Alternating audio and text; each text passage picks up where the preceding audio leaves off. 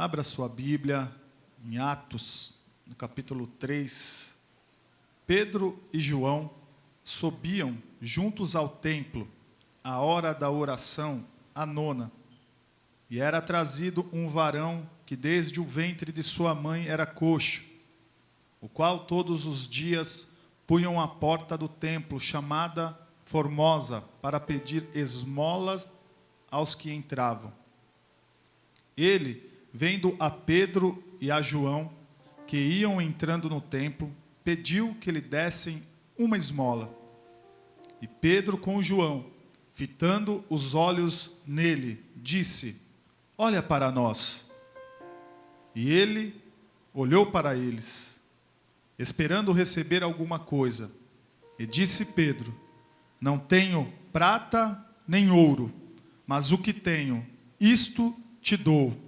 Em nome de Jesus Cristo, o Nazareno, levanta-te e anda. Glória a Deus. Somente até aí. Bom, quem veio ontem aqui, nós ficamos maravilhados com o culto, principalmente com a palavra do nosso pastor. E o tema desta festividade é o plano perfeito. Plano perfeito. Eu costumo dizer, irmãos, que em nenhum momento da história da humanidade Deus perdeu o controle. E aí ele fez um plano B.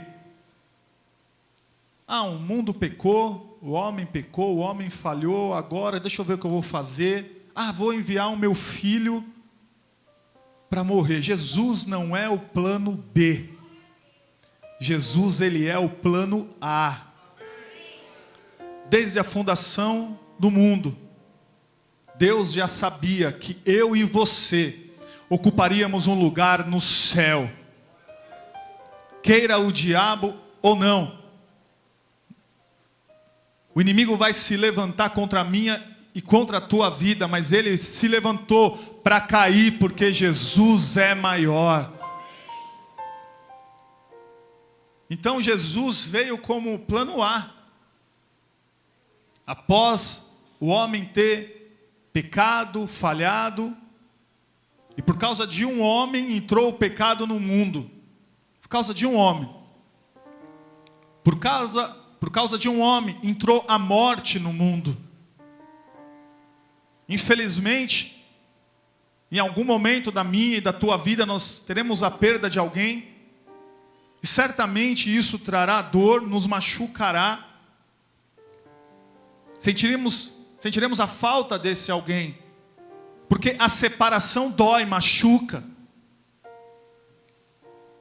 Mas eu, toda vez que sinto esta dor, eu me lembro daquilo que Davi falou: eu não posso trazer o meu filho de volta, mas eu vou me preparar, porque quando a minha história terminar aqui, eu vou em encontro a ele.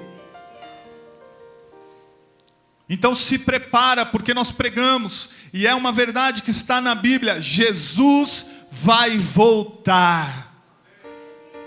Essa é a nossa maior esperança. Porque eu não sirvo a Ele porque Ele pode me dar um carro, uma casa, ou algum bem material, ou simplesmente uma bênção nessa terra. Eu sirvo a Ele porque Ele me amou primeiro, e um dia vai me levar para morar no céu. Essa é a nossa maior esperança como igreja. E é isso que nós pregamos aqui. Se lembre disso. A tua história nessa terra vai terminar. E você tem que se preparar para morar no céu. Nós estamos estudando a revista aqui da escola bíblica. E me chamou muita atenção um comentário que o autor da revista fez. Muito inteligente a comparação. Ele disse: olha, nós, cuidadosos com a nossa vida aqui nesta terra, colocamos alarme na nossa casa. Alguém sabe de alguém que já colocou alarme? Dá um sinal com a mão. Colocamos uma grade na janela da nossa casa.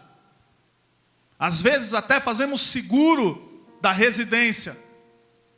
Tentamos proteger de todas as formas a nossa família, para que possamos ter segurança enquanto vivermos aqui, que será uma vida passageira. E o autor dizendo, ele diz, muito mais cuidado nós temos que ter com a nossa vida espiritual, garantindo a segurança de quando Jesus voltar, nós iremos morar no céu.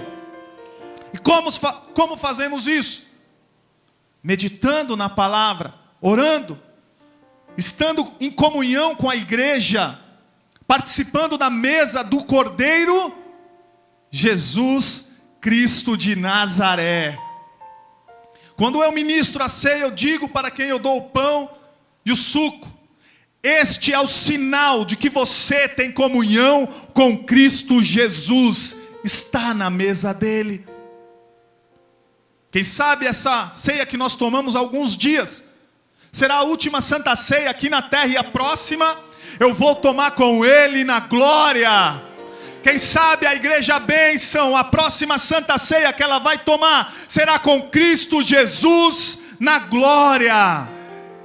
Quem sabe a igreja verdadeira de Jesus, que aí inclui a bênção e todas as igrejas espalhadas no mundo, quem sabe a próxima santa ceia, pastor Euclides, será com Jesus Cristo na glória. Por isso, que quando terminamos o nosso culto, a última frase que dizemos é: Maranata, ora vem Senhor Jesus. Esperamos ansiosamente esse Jesus que é plano A, que foi pregado ontem,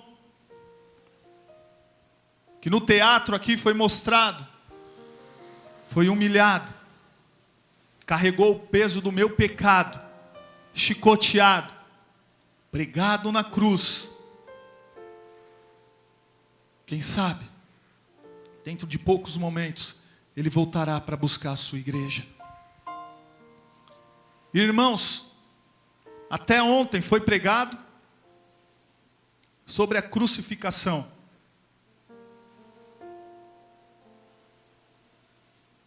Vendo aquilo que o pastor Najib falava, certamente que nós ficamos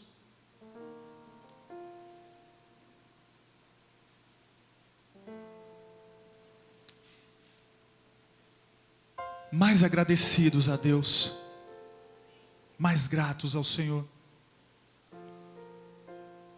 O Senhor Deus se fez homem, desceu a esta terra e pagou um preço alto pela minha e pela tua vida. Morreu naquela cruz, e a Bíblia diz que um homem chamado José de Arimateia fazia até parte do conselho dos judeus. Ele tinha acabado de adquirir uma sepultura. E ele vai e pede permissão, porque ele queria colocar Jesus na sua sepultura.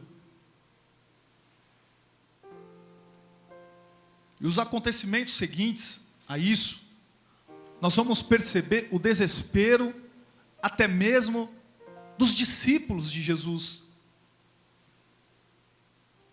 Você vai ver a história que o que estava no coração deles era: olha, eu vou voltar para a minha vida. Eu vou voltar para a pescaria. Eu vou voltar a cobrar impostos. Eu vou voltar para a minha vida, porque o nosso mestre, nós andávamos com ele e víamos tantos milagres, tantas maravilhas. Tocava num esquife e o morto ressuscitava. Nós andávamos com alguém que era Deus no nosso meio. E eu me conhecendo, imagino que os discípulos também pensaram isso: olha, até o final dos meus dias eu vou estar do lado dele. Eu quero continuar vendo milagres, maravilhas, andando ao lado deste homem, E quando faltar o pão, Ele vai multiplicar o pão. E quando alguém chegar chorando, triste, em poucos segundos, este mestre que nós temos, ele vai lá e resolve a situação dessa pessoa. Se entrarmos num barco e vier uma tempestade, Ele é poderoso para acalmar o vento. Eu quero estar do lado dEle por todos os dias da minha vida. Irmãos, eu fico imaginando que estar com Jesus era tão bom fisicamente, porque nós estamos com Ele hoje, espiritualmente, mas estar com Jesus fisicamente era tão bom, que mesmo Jesus dizendo para eles: olha, eu vou morrer. Se Jesus tivesse um computador naquela época, era capaz de ele pegar um computador e fazer um desenho. Está vendo aqui, olha, eu vou morrer para que vocês tenham vida. Eu serei preso. Eles chegaram a perguntar: Senhor, sou eu que vou te trair? Jesus foi bem claro em dizer para eles: olha, este tempo que nós estamos juntos aqui vai passar. Eu terei que morrer para pagar o pecado da humanidade. Mas era tão bom andar com Ele, que eles não conseguiam entender isso. E quando prendem Jesus, e acontece essa cena, Jesus é morto, levado para o túmulo. Esses discípulos que o amavam tanto, que andavam com Ele, começaram a dispersar. O medo foi tão grande, que até mesmo Pedro, que era um homem destemido ao lado de Jesus, e disse: Senhor, eu vou contigo até a morte. Na hora que prenderam Jesus, ele nega o Senhor. Eu não conheço Ele. Eu não sou um deles. Eu não tenho nada a ver com Ele. Pedro. Então, quando passa um dia, os discípulos: nós vamos fugir, nós vamos embora, vamos voltar para a nossa vidinha. Tudo que nós imaginávamos que seria, terminou com a morte do nosso mestre. E eu fico imaginando, irmãos, como seriam os nossos dias hoje, se esse plano perfeito não tivesse acontecido. Tem um hino que quem vem na oração sabe que eu canto, que diz assim: porque Ele vive, eu posso crer no amanhã. Porque Ele vive, eu posso crer no amanhã. Os discípulos já não criam mais no amanhã. A esperança deles havia ido embora. Morreu o mestre. Mas ao terceiro dia, quando foram no túmulo, que até então era de José de Arimateia, mas agora era o túmulo que colocaram Jesus. E quando foram lá para estar perto dele, para procurar, ele já não estava lá. Ele ressuscitou. E porque Ele vive, eu posso crer no amanhã. Você pode crer no amanhã. A tempestade pode ter se levantado na tua casa, na tua vida, nos teus negócios, mas porque Ele vive, a tua história não vai terminar em derrota. Porque Ele vive, você pode crer no amanhã. E o amor dele é tão grande,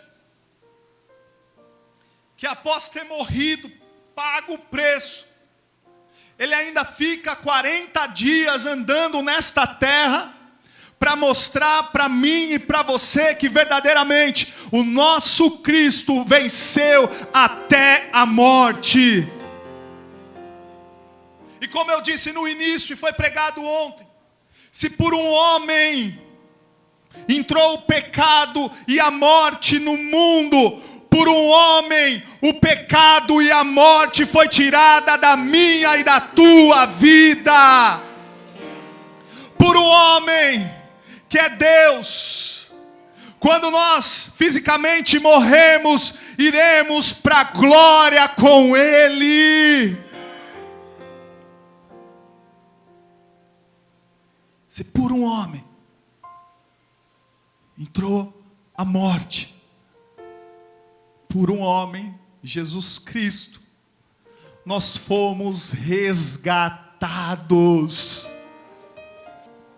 Pelo sangue dele vertido na cruz, eu e você fomos resgatados. Pastor, mas eu tenho falhas, eu tenho limitações. Olha, o amor dele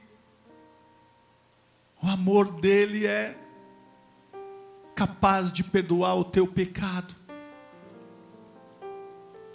Ele te ama muito. Ele te ama muito. Não pensa que você está sozinho.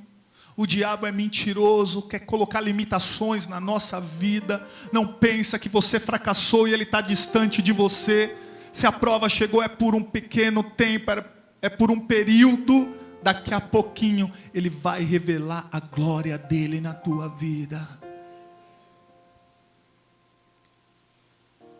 Uma das coisas que ele faz quando ele encontra os discípulos, ele diz o seguinte: olha, eu vou encontrar com eles. Avisa para os meus discípulos que eu quero ter um encontro com eles. E avisa também a Pedro, aquele que me negou, aquele que está pensando que vai voltar para a vidinha dele, que a minha história com ele terminou. Avisa para ele que eu quero ter um novo encontro com ele. Todas as vezes que você falhar, não aguentar, não conseguir, saiba que Jesus, através do Espírito Santo, está tocando no teu coração e dizendo: eu quero um novo encontro com você. Ele ressuscitou para me encontrar e para te encontrar. Ele encontra com os discípulos, mas Tomé não estava lá. E Tomé diz: olha, vocês estão me dizendo que ele ressuscitou, mas tem uma coisa. Eu só vou acreditar se eu ver. Olha o tamanho do medo, irmãos, que os discípulos estavam.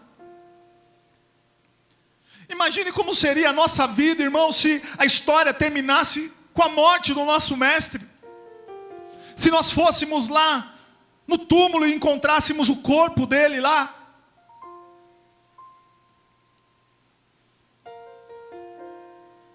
O que diziam os judeus era que o corpo dele havia sido roubado. Roubaram. Os discípulos, os seguidores, roubaram o corpo dele para nos enganar.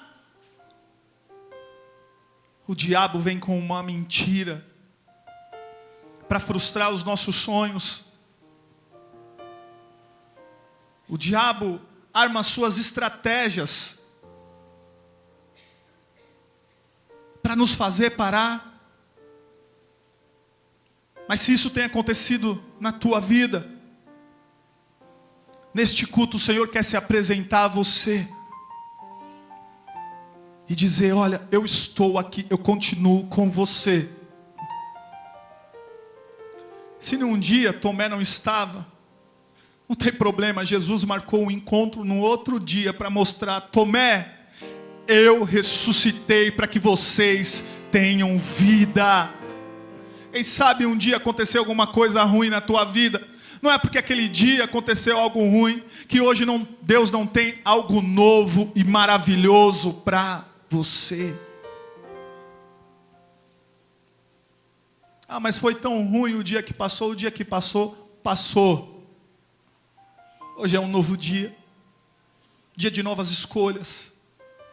Ele disse para Tomé: bem-aventurado são os crentes do ano de 2016, que não me viram, mas creram em mim, que eu ressuscitei.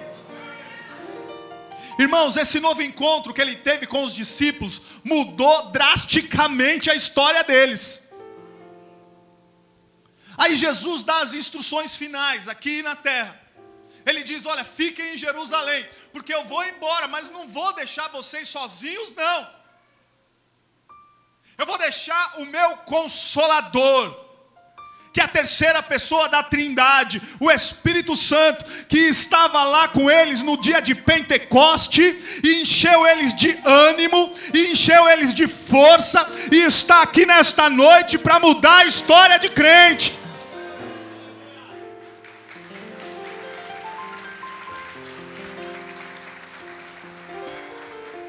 Eles foram cheios do Espírito Santo.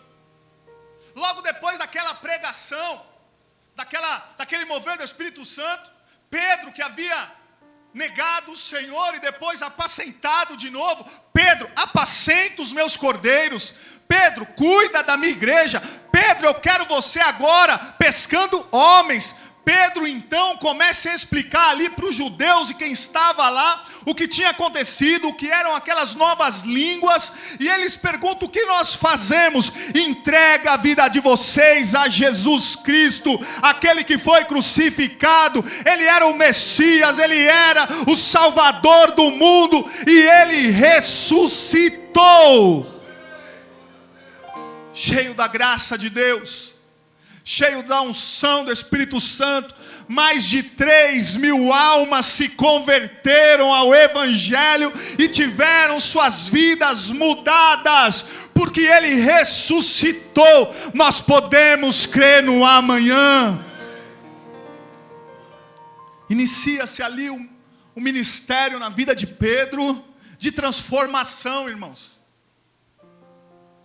E aí um dia Pedro, lá em Atos 3, ele está indo em direção ao templo. E todos os dias colocavam um homem coxo ali, na porta do templo. Lucas, a saída daquele homem era pedir esmolas, porque ele não podia trabalhar, ele tinha dificuldades físicas. Ele não sonhou, os pais não sonharam que ele tivesse essa dificuldade. Então, desde muito pequeno, o sonho era de restauração da saúde dele. Mas até então, este homem não tinha tido encontro com um novo Pedro, com aquele novo homem. E quando Pedro se aproxima com João, aquele homem diz: me dá uma esmola, me dá um dinheiro. Aí Pedro de novo toma a frente e diz: eu não tenho prata nem ouro, mas o que eu tenho eu dou a você. Em nome de Jesus Cristo que ressuscitou, levanta e anda. Rapidamente aquele homem levantou e entrou para o templo. Mas o que eu quero dizer, quando eu digo em nome de Jesus Cristo que ressuscitou, porque na Bíblia não está, mas é porque eu acredito que Pedro começa a olhar para a vida dele, irmão, quando ele diz: eu não tenho prata nem ouro, mas o que eu tenho. E o que ele tinha? O que Pedro tinha? Ele não era mais possuidor de uma rede, que trabalhava, ganhava dinheiro. Ele não tinha dinheiro. O que ele tinha? O que Pedro tinha? Pedro tinha tinha aquilo que eu e você nós temos, a presença de um Cristo ressurreto, vivo na nossa vida. Nós temos Cristo. Coloque-se em pé, por favor. Essa mensagem, ela está sendo pregada até aqui porque o Espírito Santo quer que ela seja pregada até aqui. Meu irmão, o que nós precisamos entender é que o nosso Deus não está numa cruz cravado, Ele está vivo. O teu Deus está vivo. Ele venceu o pecado, Ele venceu a morte, pagou o preço alto pela minha e pela tua vida. E porque Ele vive, nós podemos crer no amanhã. Porque Ele vive, eu posso profetizar sobre a tua vida nesta noite. Essa segunda-feira vai ser uma segunda-feira de vitória, de milagres, uma semana abençoada, porque Ele vai na tua frente endireitando os caminhos tortos, despedaçando os ferrolhos de ferro. Lá em Apocalipse tem uma palavra para você nesta noite. Eis que diante de ti eu ponho uma porta aberta e ninguém pode fechar. Lá em Apocalipse tem uma palavra para mim e para você. O Cordeiro de Deus venceu, e aqueles que estão com o Cordeiro vencerão também. Quantos estão com o Cordeiro? Levanta sua mão aqui. O Cordeiro de Deus que tira o pecado do mundo, Ele está aqui, está vivo. Ele é o meu e o teu Deus. E quando Ele apareceu de novo aos discípulos, Ele disse: ide por todo o mundo, pregai o Evangelho. Aquele que crê e for batizado, este será salvo. Quantos creram aqui e foram batizados e já sabem que estão salvos? Olha, um dia, pastor Neilton, eu entrei numa porta de igreja, e as pessoas que olhavam para a minha vida diziam: vai morrer com as drogas. Eu era um viciado que ninguém dava nada por mim. As mães diziam para os filhos: eu sei, eu entendo, porque eu sou pai hoje. Não anda com esse moleque, que esse moleque vai te levar para um caminho mau. Mas quando Jesus entrou na minha vida, as drogas foram embora, o roubo foi embora, o Espírito Santo começou a trabalhar na minha vida. E mães me ligavam: faz uma visita para o meu filho, deixa o meu filho mudar de vida como você mudou. Porque quando Jesus entra na vida de alguém, Ele muda a história deste alguém. O que era desgraça, o que era derrota, se tornou um cidadão do céu. E quando Jesus voltar, eu estarei na glória, porque Ele ressuscitou, porque o plano dEle é perfeito. Eu gostaria que você fechasse os teus olhos agora. Aquele que crer e for batizado será salvo. Aquele que me confessar na terra, eu confessarei diante do meu Pai naquele dia. E eu gostaria de perguntar: será que tem alguém que entrou aqui no nosso meio nessa noite, que não é crente, que está afastado, mas entendeu o plano de Deus para a tua vida, que se chama salvação? Será que tem alguém que entrou aqui e nesta noite gostaria de entregar a sua vida para Jesus? Se tiver alguém, levanta a sua mão bem alto assim: eu quero orar por você para que Deus mude também a tua vida. Isso, tem alguém para Jesus? Levante uma das tuas mãos. Eu quero orar por você bem alto.